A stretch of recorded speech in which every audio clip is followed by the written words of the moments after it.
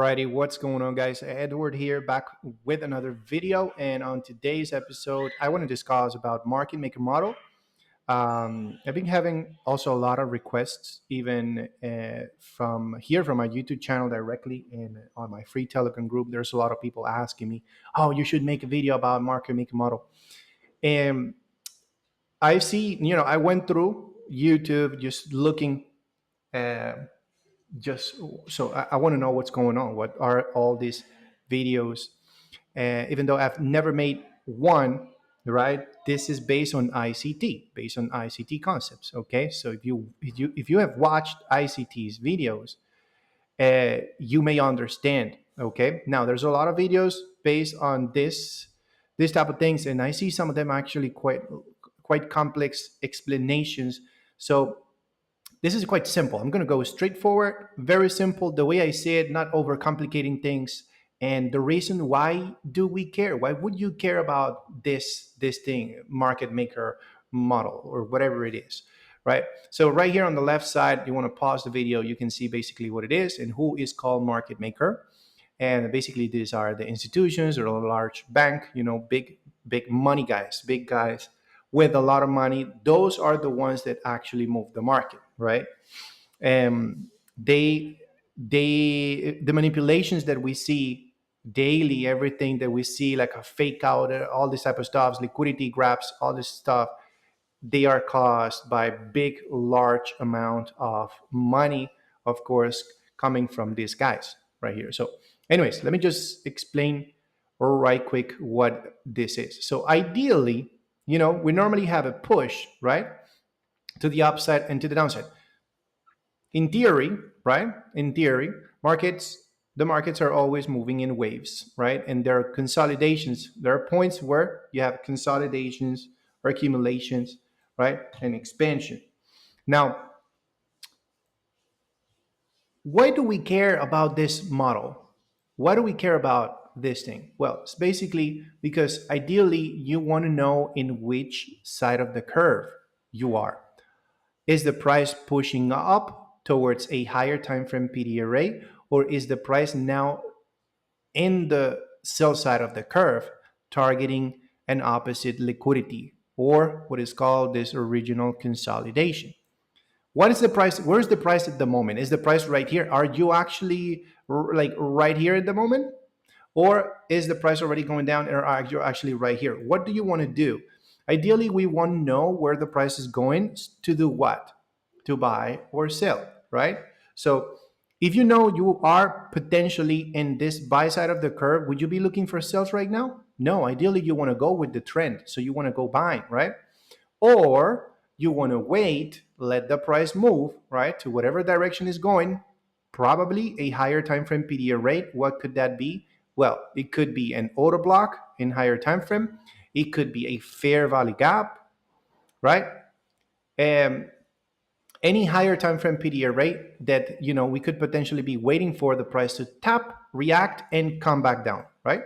So let's say we're just waiting for the price to come into a higher time frame PDA rate. Let's suppose there was an order block right here, right, in higher time frame, and now we were actually pushing up. You understood? You can see, okay, and this will normally come in many different ways. Okay, probably this right now, this box is easy to read, easy to mark up, but sometimes it's going to be complex to actually mark it up. So don't worry, I'm going to give you some examples, different examples that they end up being the same, right?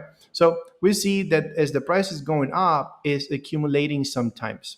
Remember, price and the markets, they have when they accumulate, they're building up liquidity, and the market moves because of liquidity. The more it accumulates, the more liquidity builds, the more money are sitting right here above these highs and lows. What is that? Stop losses, right? So it will always try to accumulate. Okay, there are some times where you have an expansion, right, and then sort of it starts accumulating again, and then another expansion.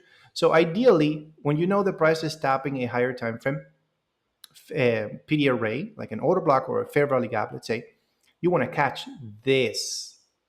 You want to know how to detect that. And that's where you spot the last sweep, okay, a last buy, probably price was accumulating right here again, you see, and this is when you're trying to catch that power of three, which is accumulation, manipulation, distribution. You're looking for that last manipulation.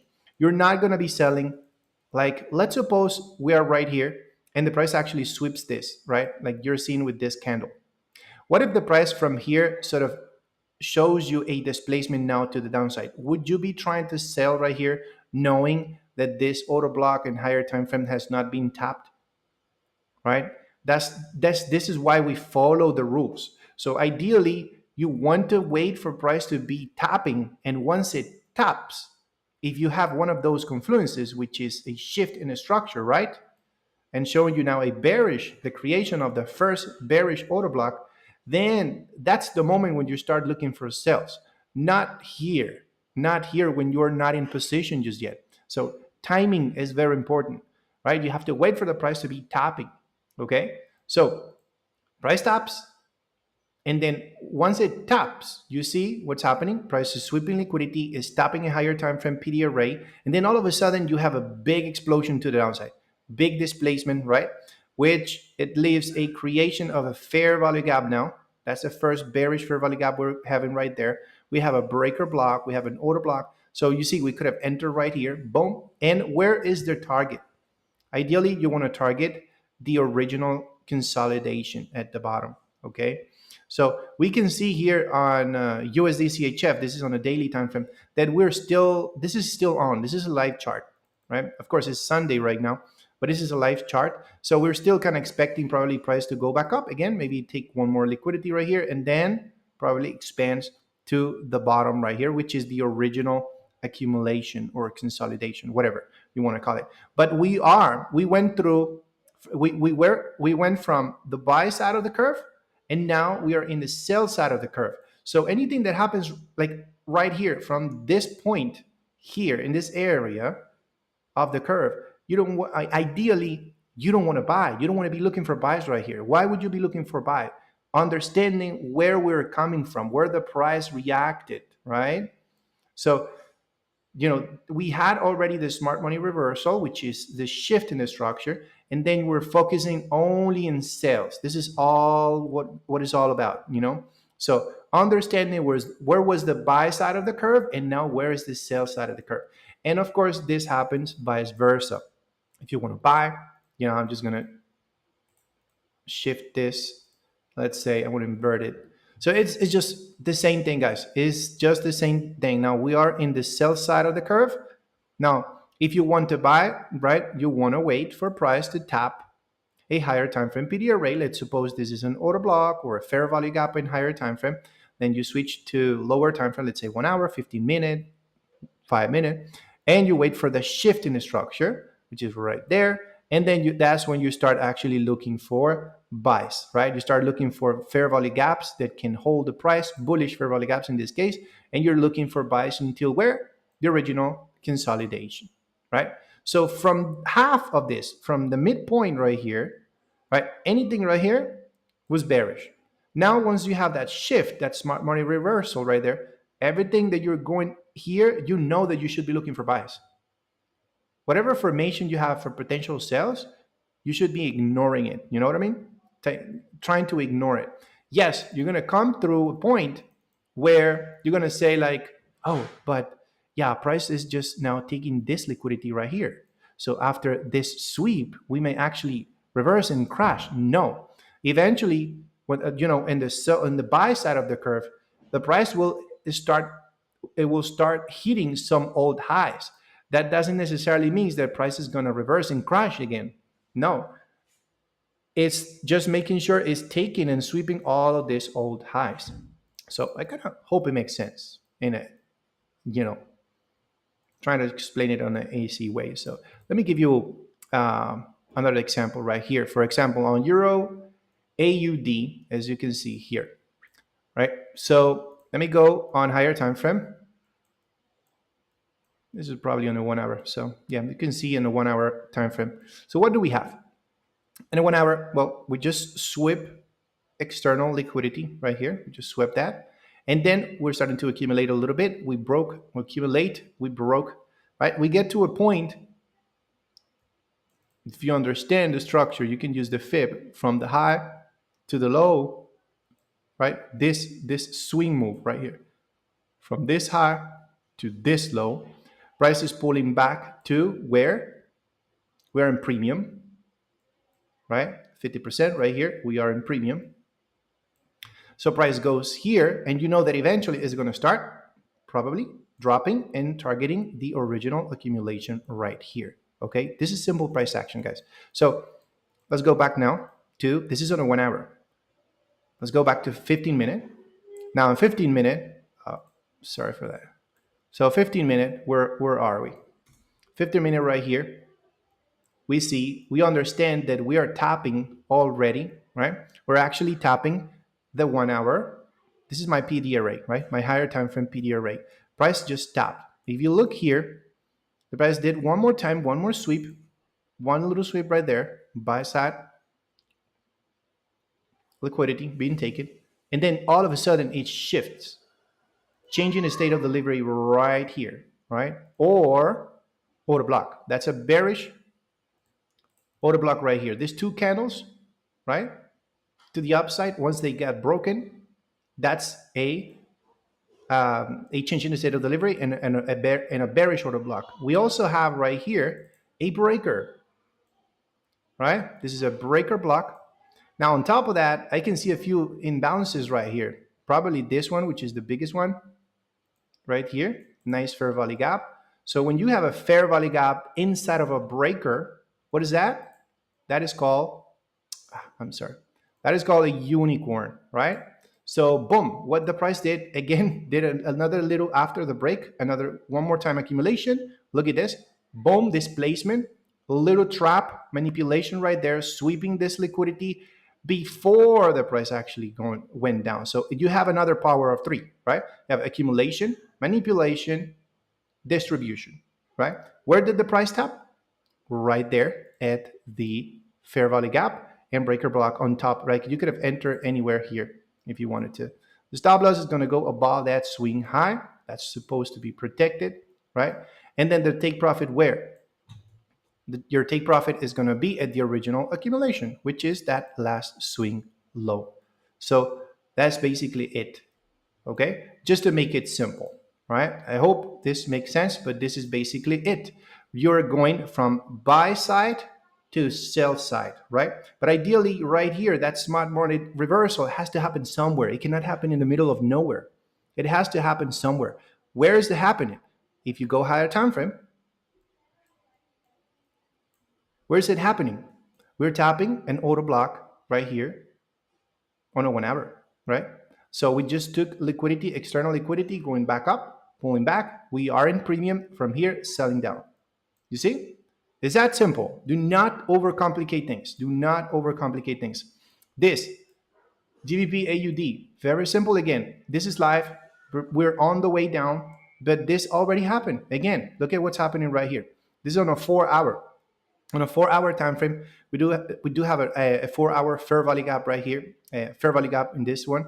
We do have an order block, right? The price, you can see the price accumulated. This is the original accumulation right here. Price pushes up, accumulates one more time, sweeps, just make sure it sweeps the liquidity from this accumulation, and then it starts falling. And we just had a market structure shift right here on 4 hour. If I go in higher time frame, the order block is actually this one.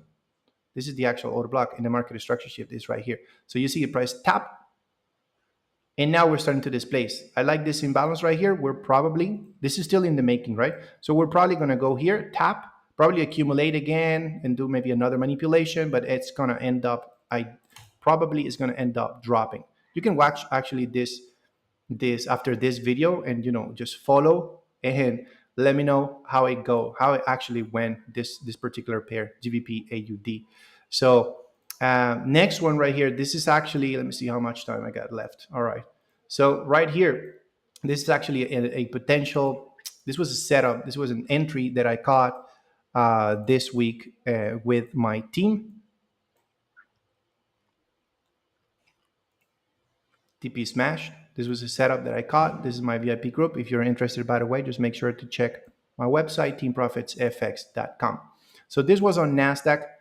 On higher time frame, I spotted a fair value gap. This is my fair value gap on a higher time frame.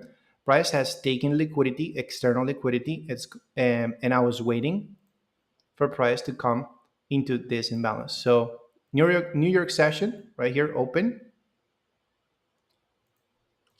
New York session open right here. This is 9. We had an SMT divergence in combination with S&P 500.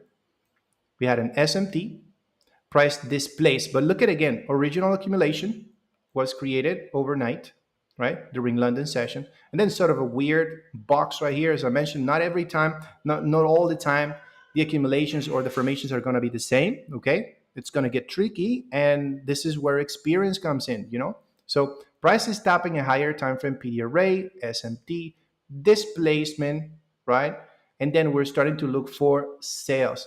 So you see, that when we were for a moment in the buy side of the curve, and then once that happened, once the price was ready, right, which was at 9:30, which is the New York Stock Exchange opening. This is why I love trading Nasdaq, because I happen to get beautiful setups or best setups happening at that specific hour.